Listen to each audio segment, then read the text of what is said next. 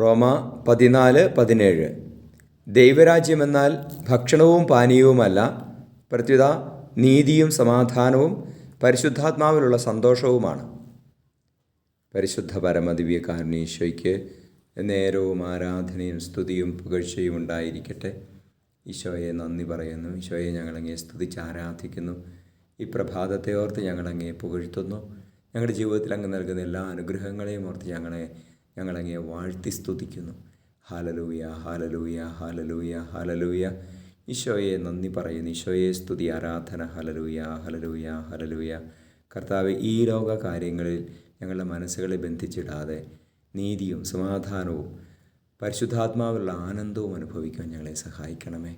ദൈവരാജ്യത്തിൽ ജീവിക്കാൻ സഹായിക്കണമേ. നമ്മുടെ കർത്താവ് യേശു മിശിഹായുടെ കൃപയും പിതാവായ ദൈവത്തിൻ്റെ സ്നേഹവും പരിശുദ്ധാത്മാവിൻ്റെ സഹവാസവും നിങ്ങളോടുകൂടി ഉണ്ടായിരിക്കട്ടെ, ഇപ്പോഴും എപ്പോഴും എന്നേക്കും.